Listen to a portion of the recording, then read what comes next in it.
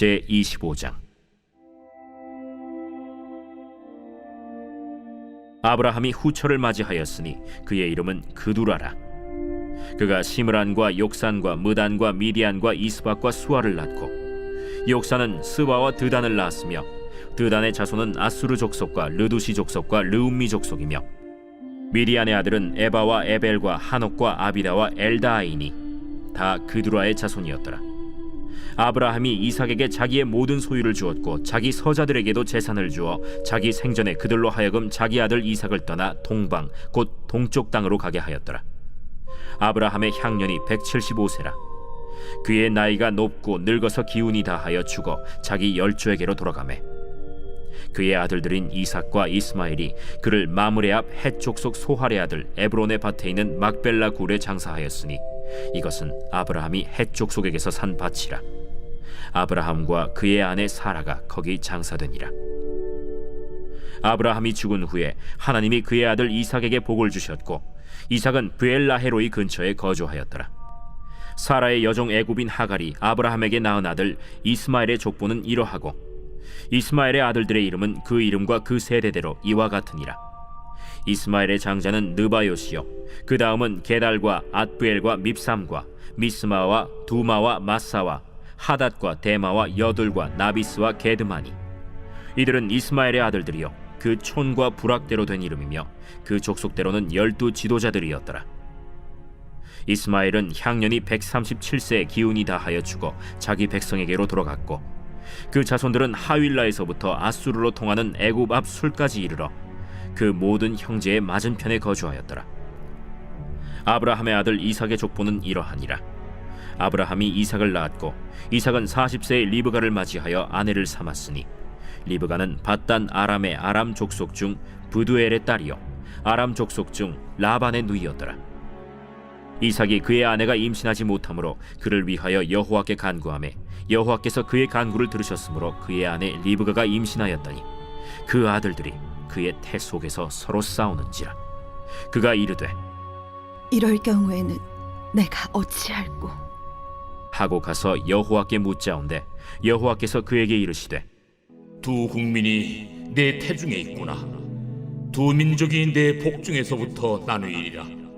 이 족속이 저 족속보다 강하겠고 큰 자가 어린 자를 섬기리라. 그 해산 기한이 찬즉 태에 쌍둥이가 있었는데, 먼저 나온 자는 붉고 전신이 털옷 같아서 이름을 에서라 하였고, 후에 나온 아우는 손으로 에서의 발꿈치를 잡았으므로 그 이름을 야곱이라 하였으며, 리브가가 그들을 낳을 때 이삭이 60세였더라.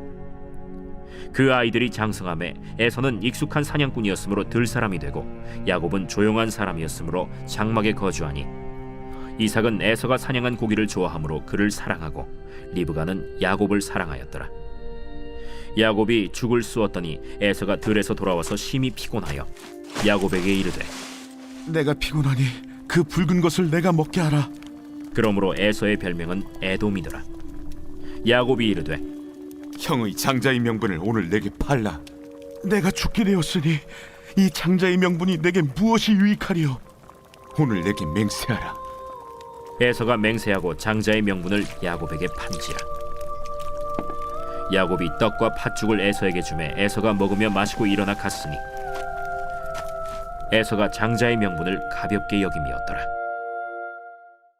창세기 25장입니다. 창세기 25장은 세 부분으로 이루어져 있는데, 첫 번째 아브라함의 죽음, 두 번째 이스마엘의 후예, 그리고 세 번째 에서와 야곱 이야기가 기록되어져 있습니다. 먼저 아브라함의 죽음을 살펴보시겠습니다. 사라가 127세에 죽었는데 그때 아브라함의 나이는 약 137세였습니다. 아브라함은 그 이후 약 38년간 그의 나이 175세에 이르기까지 그두라라는 이름의 후처를 통해 6 아들을 더 낳습니다. 사라와의 사이에서 얻은 약속의 자녀인 이삭, 그리고 하갈을 통해 얻은 첫 아들인 이스마엘, 그리고 후처를 통해 얻은 6명의 아들들까지. 아브라함의 자손들은 다양한 족속과 민족의 조상들로 팔레스타인 전역에서 각각 자리매김을 하게 될 것입니다.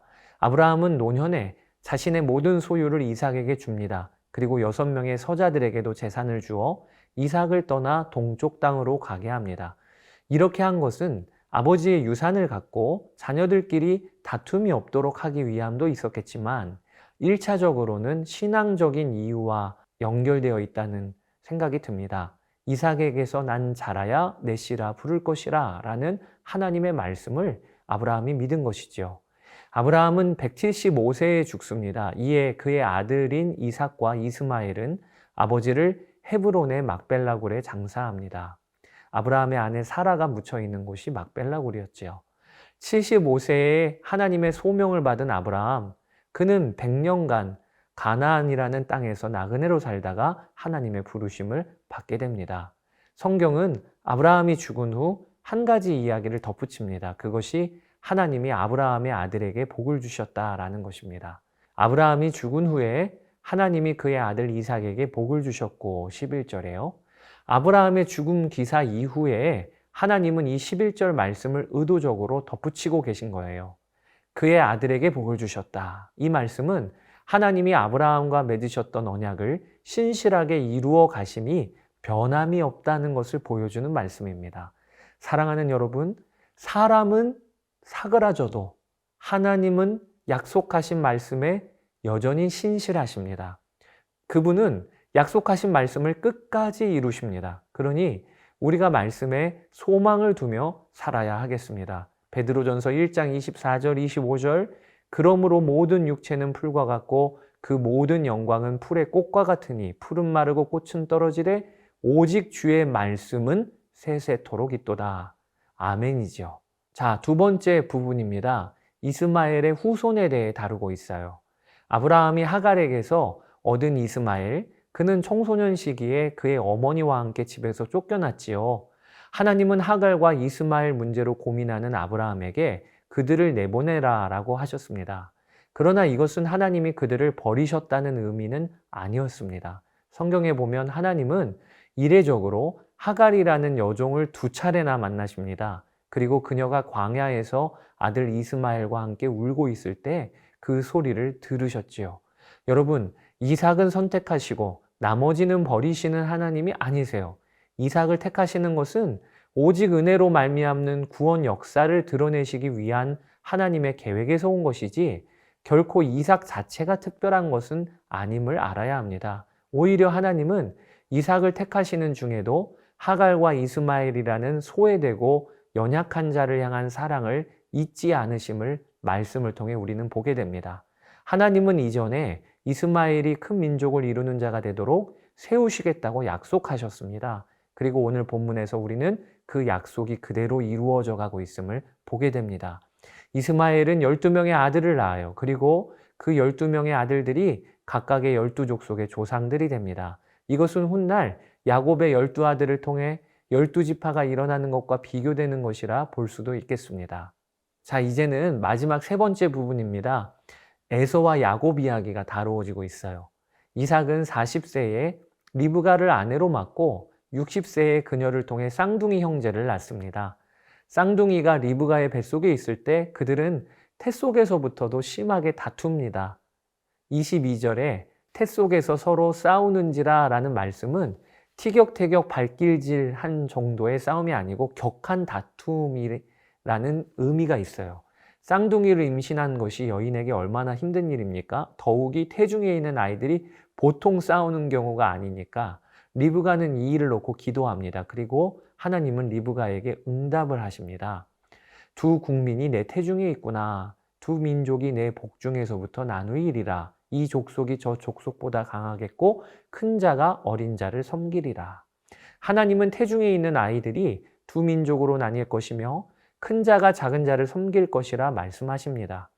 드디어 해산할 기한이 찹니다. 그리고 리브가는 두 아들을 얻게 됩니다. 그들이 나올 때 처음 나온 아이는 전신이 붉고 털이 많았습니다. 그래서 그 이름을 거친 혹은 털이 많은 이란 뜻의 에서라고 지었습니다. 에서에 이어 곧바로 둘째가 태어납니다. 그런데 둘째는 얼마나 먼저 나오고 싶었는지 먼저 나온 아이의 발 뒤꿈치를 붙잡고 태어납니다. 이삭은 둘째의 이름을 발 뒤꿈치, 발 뒤꿈치를 잡음이란 뜻의 야곱이라고 지어줍니다. 에서와 야곱은 각각의 이름에 맞게 전혀 다른 성격의 사람들로 성장하지요. 에서는 이름 그대로 거칠고 힘있는 사냥꾼이 되고 야곱은 주로 장막에 거주하는 조용한 사람으로 성장합니다. 성경은 에서와 야곱에 대한 특별한 사건을 오늘 본문에 그리고 있습니다. 그것은 에서가 자신의 장자의 명분을 야곱에게 판 사건입니다. 어느 날 에서가 들에서 사냥을 하고 돌아옵니다. 그는 몹시 피곤하여 배가 고팠던 것 같습니다. 그런데 마침 집에 들어오니 동생 야곱이 팥죽을 쓰고 있었어요. 에서는 동생에게 간청하지요. 내가 심히 피곤하니 그 붉은 것을 먹게 하라. 그때 야곱은 전혀 뜻밖의 말을 건넵니다. 형의 장자의 명분을 오늘 내게 팔라. 이에 에서는 순간도 고민하지 않고 그렇게 하자고 합니다. 내가 죽게 되었으니 이 장자의 명분이 내게 무엇이 유익하리요. 야곱은 에서에게서 맹세까지 받아내요. 이 사건을 기록하면서 성경은 다음과 같이 정리를 하고 있습니다. 34절에 에서가 장자의 명분을 가볍게 여김이었더라. 우리가 보기에는 에서와 야곱의 오늘 이야기는 참 사소해 보이는 한 형제 이야기지요. 그런데 34절 말씀을 통해서 하나님은 이 사건을 결코 가볍게 보지 않고 계시다는 것을 드러내고 있는 것입니다. 당장 눈앞에 보이는 먹을 것과 마실 것의 문제에만 집중하고 하나님과의 관계, 하나님의 은혜의 계보에 들어가는 이 장자권이라는 건 관계를 의미하는 거예요. 이 관계는 언제든 뒤로 밀리는 에서의 삶의 방식을 하나님은 주목하고 계신 거예요. 에서와 반대로 야곱은 그 마음에 할아버지 아브라함 때부터 이어지는 하나님의 은혜를 누리는 자가 되는 것에 대한 갈망이 있었음을 봅니다. 여러분, 에서와 야곱의 이야기를 시작하며 여러분에게는 먼저 묻고 싶습니다. 여러분은 어떤 것을 선택하는 삶을 살고 계십니까? 팥죽입니까? 아니면 장자의 명분입니까? 무슨 상황에서든지 하나님을 선택하고 하나님과 교제하는 삶을 선택하는 여러분 되시기를 축복합니다. 25장을 읽어보시고 받은 은혜를 기록에 남겨보시기를 바랍니다. 감사합니다.